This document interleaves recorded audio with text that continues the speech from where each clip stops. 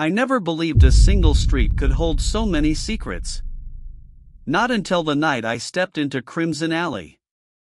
Rain hammered the pavement like it was trying to drown the whole damn city. And somewhere out there, in the dark, 3 lives were about to collide. One running from the past. One trapped in the present. And one willing to burn everything to control the future. This is where it starts. And nothing that follows will make sense until the very end.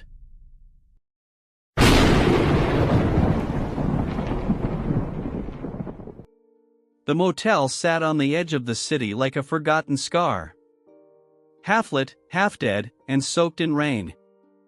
I parked the car across the street, windshield wipers cutting through the storm, but doing nothing to clear the feeling crawling under my skin. Lena Morales sat in the passenger seat, staring at the neon sign flickering through the downpour. She wasn't shaking, but she looked like she should have been. Her eyes kept drifting to the door of room 12, like she expected someone to come out at any second. "Tell me again," I said quietly. She swallowed. "They told me to meet them here. Midnight. Said they'd help me disappear." Disappear. That word never meant anything good in this city. Celine Ward was in the back seat, tapping her fingers against her knee, trying to hide the nerves she wasn't built to handle. "For God's sake, Lena," Celine whispered. "You should have told us sooner." "I didn't trust anyone," Lena said. "Not until tonight." The rain got heavier, loud enough to drown out her voice. I leaned forward, watching the dark shape of someone moving inside the room through the half-closed blinds. A cold pulse hit my spine. "Stay in the car," I told them, opening my door. Lena grabbed my sleeve. "Marcus. If it's him, it won't be," I lied. The motel parking lot felt like a stage set just for me. One flickering street lamp. One door. One moment that could break the whole case open. Or bury all 3 of us. Either way, I wasn't walking away from room 12 without answers. The Orchid Spa didn't look dangerous from the outside. Just another cheap storefront with a flickering sign and curtains thick enough to hide the truth. But the moment I stepped in, the smell of perfume tried and failed to cover something rotten underneath. The woman at the reception desk froze when she saw me. Too calm a place. Too quiet. Too aware of strangers. I flashed my badge just enough for her to see the outline. "Looking for someone," I said. "Lots of people come here," she answered, voice trembling behind a practiced smile. "Not like the one I'm looking for," I replied. Behind me, the bell above the door jingled as Celine and Lena walked in. The receptionist's mask slipped. She wasn't afraid of me. She was afraid of them. Lena stepped forward. "You told me this place was safe." The woman's head lowered, guilt pooling in her eyes. I didn't know they'd come back." "You weren't supposed to return." Before I could push further, 2 large men appeared from the hallway, silent, slow, blocking the way out. Their eyes didn't go to me. They went straight to Lena. Celine whispered, "Marcus." "I see them," I said, already shifting my stance. "Where's room VR/17? I demanded. The receptionist's voice cracked. "You don't want to go down that hallway." "No. You don't want me to." One of the men stepped closer. His shadow swallowed the floor between us. Just enough threat to send a message. Not enough to scare me. I raised my badge higher. "Move." For a moment, none of us breathed. Then the receptionist broke. "Lena was here," she whispered. "She was taken downstairs. I don't know where." A lie. A half lie. Something in between. I grabbed the appointment ledger from the counter, names, hours, codes. One entry circled in red ink, VR/17, midnight. Celine squeezed Lena's shoulder. Lena closed her eyes, trembling. Whoever had been waiting for her wasn't done yet. The storm got worse by the time we reached the docks. Rain hit the asphalt so hard it bounced, turning the whole place into a shimmering maze of reflections and shadows. Port 17 wasn't on any tourist map, just rusted containers, dead streetlights, and trouble waiting behind every corner. Lena pulled her jacket tighter as she stepped out of the car. "This is where they brought me last time," she said quietly. Celine stayed close to her. I could see the fear in both their faces, though each tried to hide it in their own way. "This way," Lena said, pointing toward a row of stacked containers. The air felt heavy. Not just from the rain, something else. Something watching. We moved between the metal giants, water dripping from their edges like the place itself was sweating. Lena stopped at a container marked VR17. "Same code as the spa." "Open it," she whispered. "Back up," I told them. The lock was already broken. Not a good sign. I lifted the latch and pulled the heavy door open. A wave of damp, stale air hit us. Inside wasn't a room. It was a setup. A table. A chair. A single lamp dangling from a cable. And a small black box sitting right in the center. Celine stepped forward. "This is staged. Someone wanted us to find this." I nodded. "But not for our benefit." From the shadows behind us, a sound cut through the rain, a footstep. Lena's breath hitched. Celine grabbed her arm. I turned fast, hand instinctively reaching for my waistband. A man stood at the opening between two containers. Tall. Still. Watching us. Not moving toward us. Not running. Just waiting. "Who is that?" Celine whispered. Lena answered before I could. "Reznik's scout." The man took one slow step forward. Then another. His face stayed hidden, but his intent was clear. He wasn't here to talk. "Back to the car," I said quietly, keeping my eyes locked on him. The three of us moved as one. Because whatever was inside VR17 was just the beginning. We didn't stop moving until we reached the old warehouse north of the docks, one of those forgotten city shells that had seen too many crimes and not enough sunlight.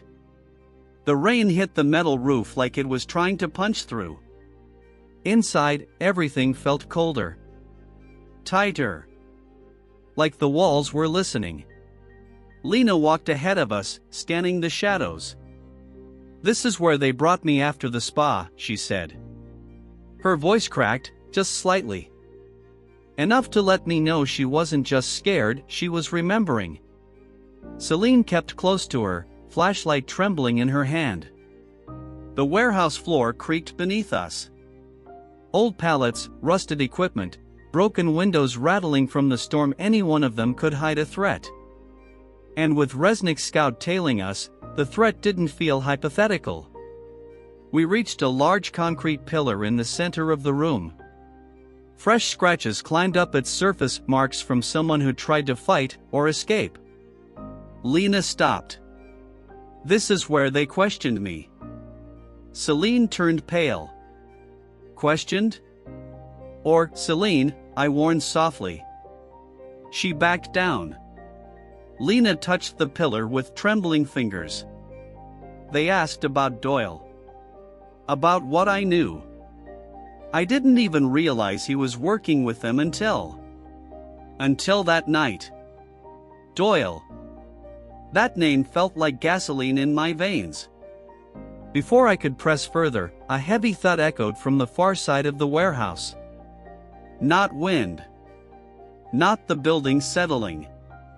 Something intentional. We moved behind a row of crates. Celine killed the flashlight. Another thud. Closer. I peeked around the corner. A red laser dot crawled across the far wall. Down, I hissed. We dropped just as the beam swept past us. Not a shot, a scan. A sensor. They're locking the exits, Celine whispered. Lena grabbed my arm. Marcus. This was a trap last time. It's a trap now. No, I said. This time, we're not the ones being hunted. But even I didn't fully believe it. Not yet. The warehouse erupted into motion the second that lasers swept across the wall. I didn't even have time to warn them. Lena grabbed Celine, and we dove behind the crates just as the service door slammed open behind us. I heard boots. More than one pair. Fast, coordinated, and determined. Move. I whispered. We sprinted down a narrow corridor formed by stacked pallets, rain leaking through the cracked ceiling, turning the floor into a slick trap. Celine slipped, but Lena caught her, pulling her back to her feet before Reznik's men rounded the corner. I pushed them ahead. Left. Go left. We burst into a long hall, shadows stretching in every direction. A silhouette appeared at the far end, broad shoulders, steady stride, blocking our path. Lena gasped. Celine grabbed my arm. No time, I said, pulling them to the right. The door at the end of the hall was half-hinged, but it might as well have been salvation. I rammed it with my shoulder, and it flew open, slamming into the wall. We spilled into a loading bay, rain blasting through the open frame like a fire hose. Behind us, footsteps. Voices. Closing in. This way. Lena shouted, spotting a metal stairwell leading down. We were halfway down when a flashlight beam struck the rail beside my hand. Close. Too close. Celine screamed. I grabbed her and shoved her behind me. The motorcycle engine hit first. The black SUV's headlights hit second. They found us, Lena whispered. No, I said, pulling them toward the car, heart racing. They never lost us. The bike swerved toward us. The SUV barreled down the ramp. Get in! I shouted. The night erupted into chaos, metal, rain, engines, and the high-pitched whistle of danger. And through all of it, one thing was clear: Reznik wasn't trying to scare us anymore. He was trying to bury us. The tires screamed as we shot out of the loading bay, the rain turning every second into a gamble. Lena held onto the door with white knuckles, Celine crouched low in the back seat, and the SUV behind us lit up the street like a second storm. They're gaining on us! Celine shouted. I noticed. I barked, wrestling with the wheel. The motorcycle darted up on our left side, the rider leaning in, trying to slam into us. Lena swore under her breath and braced herself. Marcus, he's coming in again. I cut hard right. The bike skidded, corrected, then lunged at us a second time. Lena acted on instinct. She threw the door open just long enough for the rider to catch it with his front wheel. The bike jerked sideways, skidding across the wet asphalt. He's down! Lena yelled. But there was no time to celebrate. The SUV roared closer. I saw the muzzle flash before I heard it, a single spark of death in the rain. Down! I yelled, ducking low. The bullet shattered a street sign next to us. Celine screamed, covering her head. We shot through a cloud of steam erupting from a busted pipe, the vapor blinding the SUV behind us. The driver lost control, slamming into a guardrail with a thunderous crash. But we weren't safe. Another pair of headlights ignited in the rearview mirror, a second SUV, sleeker, faster. They sent more? Lena whispered. Reznik doesn't send backups, I said. He sends finishers. We hit a tunnel entrance at full speed, headlights slicing through the darkness. The SUV followed without hesitation. The sound of engines echoed off the walls, turning into a deafening roar. Hold on, I said. Because in that tunnel, we were either getting out alive or not getting out at all. The tunnel swallowed us whole, long, dark, claustrophobic. Every sound felt amplified. Every shadow looked like a weapon. Lena turned in her seat. Marcus. He's right behind us. I didn't need to look. The SUV's headlights were burning twin suns into the rear window. Celine clung to her seatbelt. They're going to ram us. They're welcome to try. But the road was slick, the walls were close, and we were running out of space. The SUV surged forward, clipping our bumper. The car fishtailed. Lena screamed as the whole world tilted sideways. Steady! I shouted, fighting the wheel. The SUV hit us again, harder. Metal screamed. The tunnel lights strobed across our faces. Then another threat appeared ahead, a second vehicle parked sideways across the tunnel. What the hell? It's a blockade! Celine cried. I slammed the brakes. The car shuddered, hydroplaned, and nearly spun. Reverse! Lena yelled. I slammed the gearshift backward as the SUV behind us surged forward. They hit us full force. We jerked violently. Celine crashed into the backseat window. Lena grabbed her and held tight. The SUV revved again. Pushing. Forcing us toward the blockade. No, I growled. Not today. I swerved, just enough to angle the car toward a narrow maintenance passage on the left. The tires slipped, caught, and then we were through, scraping metal on concrete. Where does this go?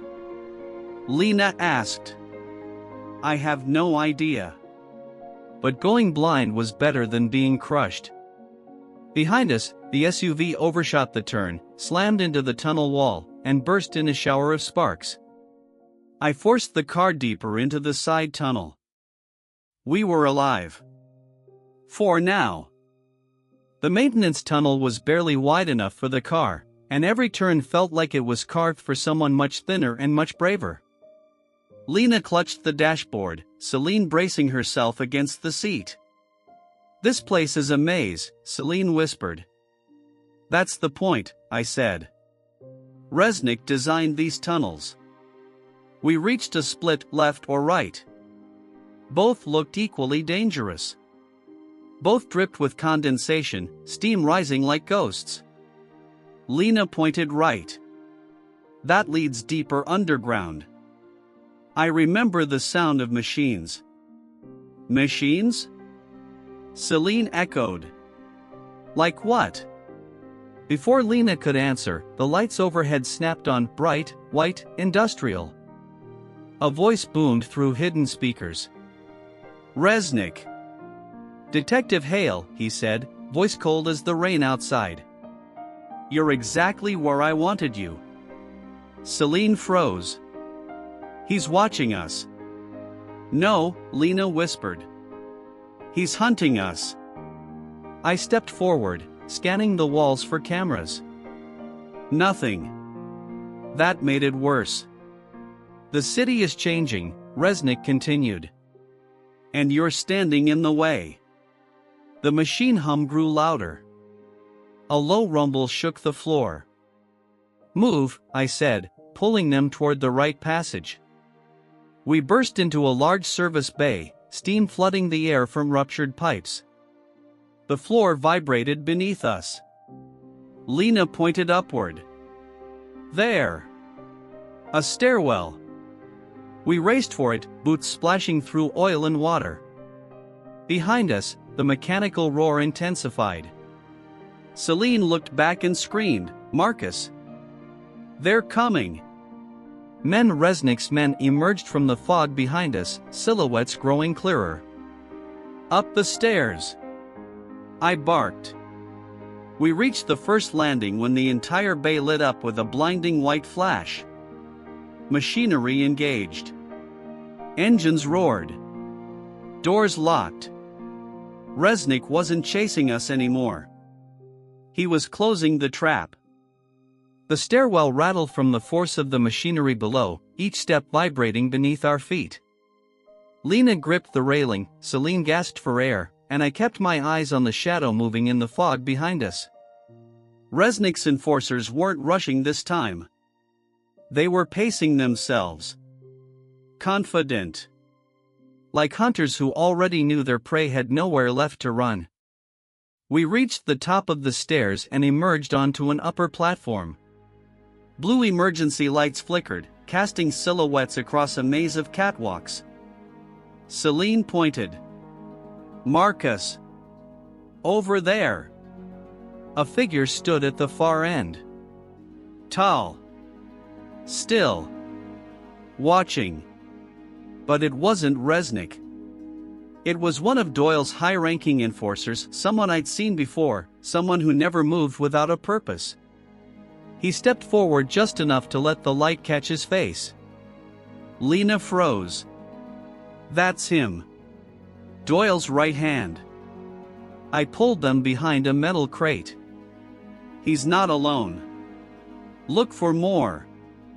Footsteps echoed across the catwalks, 2, maybe 3 other sets. They were surrounding us. We moved low, keeping to the shadows, weaving between old machinery. Every beam of light felt like a threat. Every sound felt like it had weight. Celine whispered, "Marcus. What do we do?" "We keep moving." We slipped around a corner and into a maintenance corridor, but the enforcer followed, silent, relentless. His steps were calm. Measured.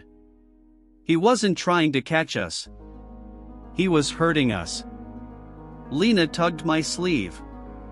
"Marcus. This is wrong. He's not chasing. He's guiding." "Toward what?" Celine asked. I didn't answer. Deep down, I already knew. Toward Doyle. Toward the truth none of us were ready for. And straight into the center of Reznik's plan. The exit sign flickered as we pushed through the metal door, stepping out into a storm-lashed service yard. Rain hammered the concrete. Thunder rolled overhead. The whole city felt like it was holding its breath. Lena grabbed my arm. "Marcus, look." 2 men stood under the floodlights at the far end of the yard, blocking the only exit. Their faces hidden. Their posture unmistakable. Reznik's men. Celine backed up. "We're trapped." "No," I said. "We're just on the wrong level." I scanned the yard, containers, scaffolding, a rusted staircase leading to an upper deck. Options existed. Bad ones. But options. The men approached, slow and deliberate. "Stay behind me," I said. We moved toward the staircase, boots sinking into puddles. Lightning flashed overhead, carving our shadows across the yard. One of Reznik's men broke into a sprint. "Marcus!" Lena yelled. I turned just in time, blocking him, shoving him aside, using his momentum to send him sliding across the wet pavement. No time to think. No time to breathe. The second man lunged. Celine screamed. Lena grabbed her and pulled her back as I intercepted the attack. "You want us?" I growled. "Work for it." The man stumbled, regained his footing, and reached into his coat, but not for a weapon. A flare ignited in his hand, red smoke billowing across the yard. A signal. Lena, Celine, stairs. Now! We sprinted up the metal steps, thunder shaking the rails.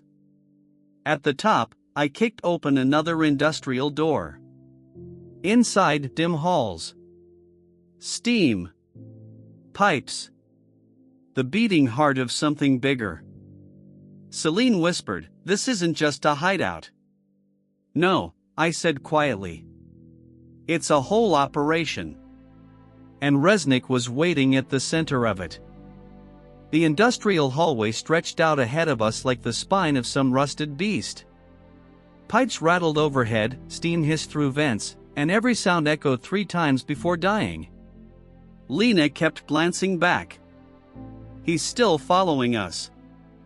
I didn't have to look to know she was right. Doyle's enforcer moved like a ghost, never rushing, never speaking, just drifting through the fog behind us. Celine hugged herself. "Why isn't he attacking?" "Because he doesn't need to," I said. "He knows exactly where he wants us to go." We rounded a corner and slipped into a cramped boiler room. The air felt hotter, thicker, suffocating. Lena whispered, "This place. I'd been here before." Celine grabbed her arm. "When they questioned you?" "Yes," Lena said. "Reznik and Doyle's men used this area to move people. The ones who knew too much." We ducked behind a large steel tank as footsteps approached. A flashlight beam swept across the room. Celine covered her mouth, trembling. Lena squeezed her hand. The enforcer's silhouette paused at the doorway. Then he stepped inside. Slow. Methodical. I shifted forward, ready to fight if I had to. The flashlight passed inches from my face. Then it flicked away. He hadn't found us. He didn't care to. He turned toward the vent system and inspected it like he was confirming something for his boss. Then he whispered it quiet, but clear enough for us to hear, "They're moving." Level 4. Initiate lockdown. Lena's breath hitched. Level 4. That's where the tunnels converge. "And where Reznik waits," I said. The enforcer left the room, his steps fading down the hall. Celine whispered, "Marcus. This isn't a chase." "No," I said, standing. "It's an escort." And we were being walked straight into Reznik's hands. The vent shaft groaned as we crawled through it, metal bending under our weight. Cold air blew across our faces, carrying the distant rumble of machinery and the faint echo of voices, Reznik's men coordinating. Lena led the way, her breathing steady despite the claustrophobic space. "I remember this route," she whispered. "They dragged me through here the night they took me." Celine's voice cracked. "Dragged?" "Lena, not now," I said. "Stay focused. We're close." The shaft shook suddenly, something heavy slammed against the outer wall. Lena froze. Celine gasped. "Keep moving," I whispered. "They're checking the structure." Halfway through, a silhouette moved across a grated panel above us. A man carrying a flashlight. Celine covered her mouth, terrified. The light passed slowly. Slowly. Then vanished. We exhaled in unison. We reached a junction. 2 paths. Left, narrow and steep. Right, vertical drop leading to a lower level. Lena whispered, "Left leads to the old generator room. Right goes deeper." "Too deep." Celine shook her head. "Left. Please." But I heard something down the left path. A faint beeping. A signal. Doyle's signal. "No," I said. "We go right." Before they could argue, metal clanged behind us, Reznik's men entering the vent. "Go!" I hissed. We slid down the vertical shaft, the metal burning against our palms. The descent felt endless. Finally, Lena kicked open a grate and dropped into a dim corridor. Celine followed. I landed last. Above us, the vent cover slammed shut. Someone sealed it from the other side. Celine whispered, "We're trapped." "No," I said. "We're close. Close to the truth. Close to the heart of the operation. Close to Reznik." The corridor spit us into a wide underground platform, rusted tracks, broken lights, and a silence so thick it felt engineered. Lena wiped dust from her hands and scanned the empty space. "This was a transfer zone," she whispered. "People were brought here before. Before whatever came next." Celine hugged herself. "I can't believe this exists under the city." "It exists because the city allows it," I said. "Or because Doyle did." We moved across the platform, the echo of our footsteps bouncing off concrete pillars. A stack of crates nearby caught Lena's eye. She opened one. Inside, files. Photos. Names. Celine's voice shook. They kept records. Detailed ones. Lena pulled out a photo and froze. Her hands began to tremble. I stepped beside her. It was a picture of Doyle and Reznik shaking hands. Smiling. Celine looked away. I knew Doyle was crooked, but this. A metallic click echoed. I spun around. An audio device on the table lit up and Doyle's voice filled the room. "Marcus Hale. You've always been predictable." Lena's eyes widened. Celine stepped closer to me. "You're too deep to climb out now," Doyle continued. "But not deep enough to understand." The message ended. Silence filled the room again, but not for long. The lights flickered. Then died. Lena grabbed my arm. "Marcus?" A silhouette appeared on the far side of the platform. Tall. Broad. Motionless. Not Reznik. Not Doyle. But one of their executioners. He stepped forward, letting the emergency glow catch his face. Celine gasped. "He found us." I moved in front of the women. "Stay behind me," I said. Because whatever came next, there was no turning back. The operations center felt like the brain of the whole underground network, screens glowing, machines humming, and the constant low buzz of something sinister living beneath the city. The moment we stepped inside, Lena's breath caught. "I've been here," she whispered. "Not long. But long enough." Celine scanned the monitors, each one showing different parts of the tunnels. She pointed to one feed. "Marcus. That's us. From minutes ago." I clenched my jaw. Doyle had eyes everywhere. Lena moved toward a console. "Look at this," she said, opening a folder marked Operations Doyle. Photos. Schedules. Transcripts. Proof. Proof Doyle wasn't just helping Reznik. He was running half the operation. Before we could dig further, alarms blared. A deafening siren filled the room. Lights flashed red. "Someone tripped the security grid," I said. "Probably us." The door behind us slammed open. Reznik's men poured in. Lena grabbed Celine and ducked behind a server tower. I overturned a metal table and used it for cover. The men moved toward us, methodical and confident. Then Reznik's voice boomed from an intercom above, "Hale. Morales. Ward. You've seen enough. He paused. I could almost hear him smile. Time to shut the lights off. And he did. Everything went black. A flashlight beam cut through the darkness, one of Reznik's men sweeping the room. Celine whimpered. Lena held her tight.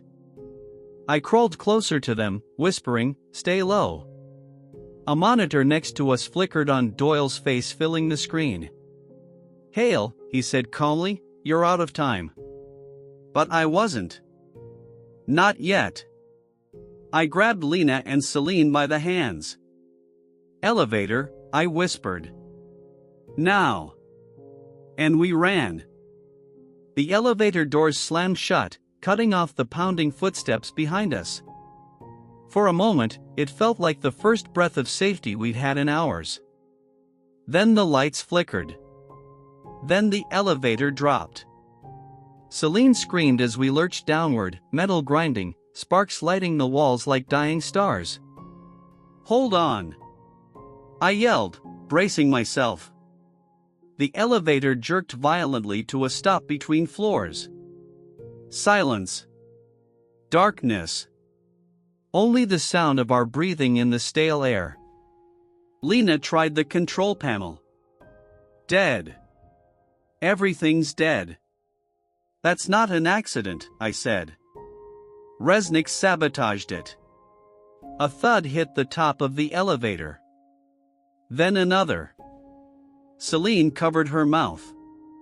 "Someone's on the roof." "No," I whispered. "Something." The roof panel above us shifted, a shower of dust falling over us. I forced the side door open, the metal screeching like an animal. Behind it, a narrow maintenance shaft lit only by a faint blue emergency glow. "Out," I said. Lena stepped through first, gripping the ladder. Celine followed, trembling. As they climbed, the panel above burst open completely, a metal hook crashing into the cabin floor. I climbed out just as the elevator gave way beneath us, falling into the darkness with a violent roar. Lena screamed my name as I caught the ladder. "I'm here!" I shouted, pulling myself up. We ascended the shaft, step by agonizing step, until we reached a maintenance hatch. I shoved it open and hauled them into the upper walkway. Celine collapsed to her knees. Lena wiped her face with shaking hands. I looked back down the shaft. Reznik wasn't chasing us anymore. He was trying to erase us. And he'd come very close. The maintenance hatch opened into a tall vertical shaft, an industrial throat plunging down into darkness. Cold air rushed upward, carrying the metallic scent of oil and electricity. Lena stepped out first, gripping the railing with both hands. "Marcus, how high are we?" "High enough," I said. "Don't look down." Celine didn't listen. She looked down and froze. Far beneath us, the broken elevator lay twisted like a crushed insect. "We would have died," she whispered. "We're not dying tonight," I said. "Not here." A speaker crackled on the far wall, ancient and muffled. Reznik's voice poured through it, smooth, controlled, venom wrapped in velvet. "You're persistent, Hale. Admirable. Pointless. But admirable." Lena tensed. "He's watching us." Celine clutched my arm. "We have to move." I guided them along a narrow catwalk suspended high above the shaft floor. Steam rose from pipes lining the walls, each burst making the walkway tremble. Halfway across, a metal panel above us snapped loose and fell, slamming onto the walkway inches from Lena. She staggered back, gasping. I pulled her against me. "That wasn't random," she said, voice shaking. "No," I replied. "He's trying to knock us off the ledge." We reached a vertical ladder leading up to another hatch. I climbed first, pushing the panel open. Blue emergency lights washed over us as we emerged onto a higher platform.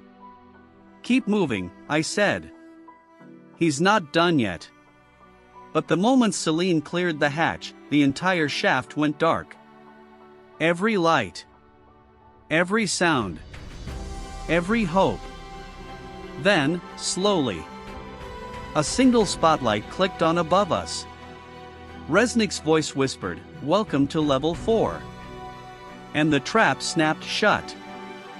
Level 4 stretched out before us like a forgotten subway station, massive, silent, dripping with tension. Concrete pillars cast long shadows across the tracks, and steam hissed from ruptured vents like the whole place was breathing. Lena stepped forward. "This is it. This is where everything happened." Celine looked around uneasily. "Everything?" "Where they moved people," Lena said softly. "Where they hid them. Where they broke them." I scanned the perimeter. No movement. No sound. Just the echo of a place built for secrets. Near the center of the platform, a storage room door hung open, just barely. "Stay close," I said. Inside, the air felt even colder. A table stood in the middle of the room. Documents spread across it. Photos pinned to the walls. Celine stepped forward, covering her mouth as she saw the images. Lena's voice cracked. Reznik didn't just run operations. Doyle managed the logistics. This whole network. It's bigger than any of us thought. My eyes caught something on the table, a digital recorder. I pressed play. Doyle's voice filled the room. "Hale, if you've reached this point, then I underestimated you." Lena stiffened. "You're in the heart of the operation now," Doyle continued, calm as ice. "But Reznik won't let you walk out. Neither will I." The message ended. Silence followed. Then a shadow crossed the doorway. I turned. A tall figure stepped into the room, broad, cold-eyed, built like a wall. Not Reznik. Not Doyle. One of their elite enforcers. He stared at us. Unmoving. Unblinking. Celine grabbed my arm. "Marcus." He found us. I stepped between them and the enforcer. "Stay behind me," I said. Because the final game was starting. And he was the opening move. The enforcer stepped into the light, rainwater dripping from his coat. His expression never changed, calm, emotionless, like a man carved from stone. Lena's breath hitched. Celine backed behind me. "Don't run," he said quietly. "Reznik wants you alive." "Good," I replied. I'd hate to disappoint him. He smirked. A rare break in the mask.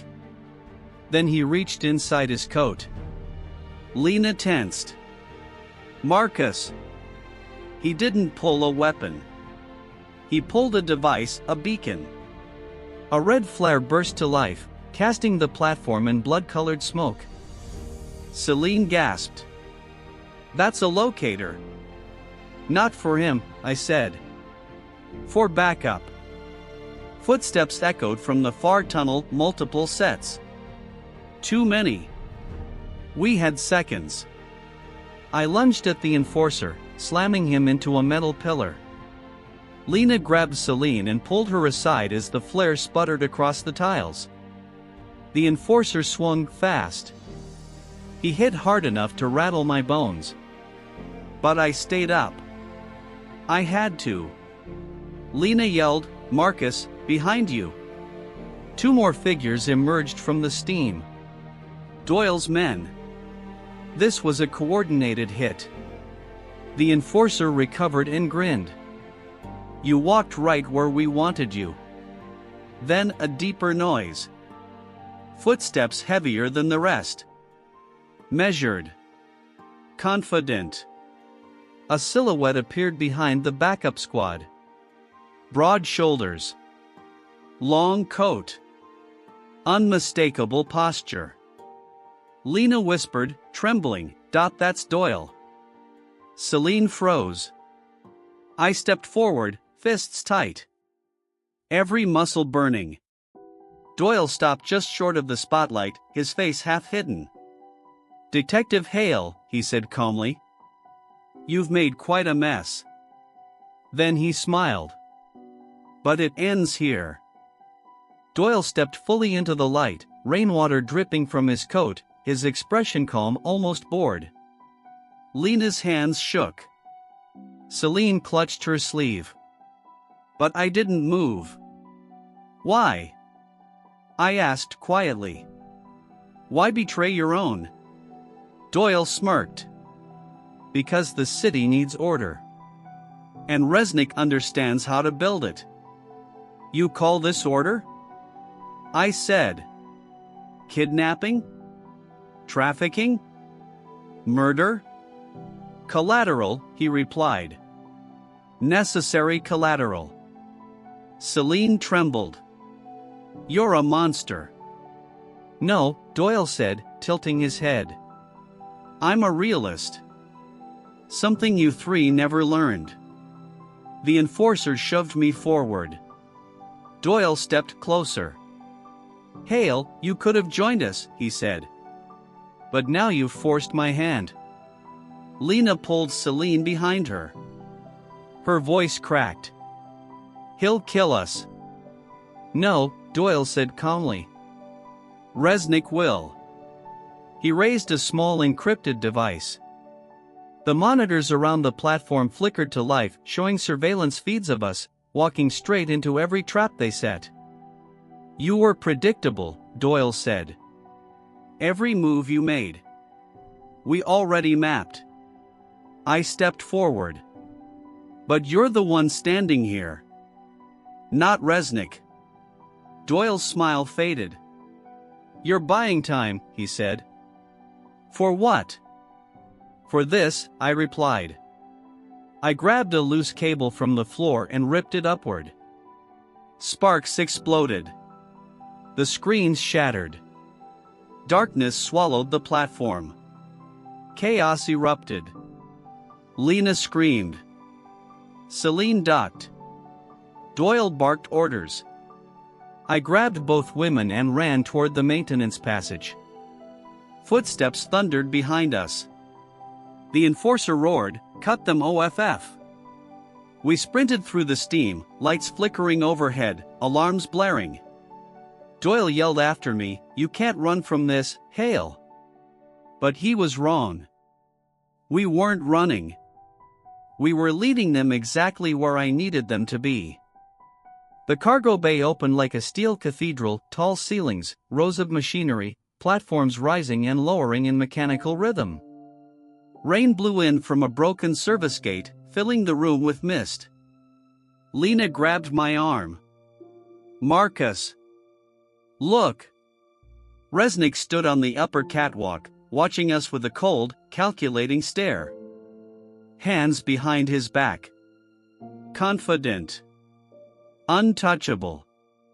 Celine whispered, "What do we do?" "We finish it," I said. Reznik nodded to someone in the shadows. Heavy machinery roared to life. The platforms began to shift, closing off escape routes, tightening the arena. Doyle and his enforcers entered from behind. We were surrounded. Reznik called down, "Detective Hale." Lena Morales. Celine Ward. "Welcome to the end." Lena stepped closer to me. "I'm not going back," she whispered. "I'm not letting them take us." "You won't," I said. "Not tonight." The platform beneath Reznik lurched. A moment of imbalance. That was all I needed. I pulled Lena and Celine onto the nearest lift as it began to rise. Reznik shouted orders. Doyle sprinted up the stairs. We met Reznik halfway across a swaying bridge of metal and steam. He reached for a control panel, but I tackled him hard, slamming him into the railing. The bridge shook violently. Lena screamed my name. Celine begged us to stop. Reznik lost his footing, slipped, and fell down into the machinery below, out of sight. No blood. No violence shown. Just the sound of the storm swallowing him whole. The alarms cut out. The lights steadied. We stood there breathless, shaking, alive. Lena leaned against me. Celine wiped tears from her face. Doyle was gone. Reznik was gone. The operation was dead. I looked at the two of them, exhausted, terrified, but free. "It's over," I said softly. But deep down, I knew the truth: Crimson Alley never really ends. It just waits for the next storm.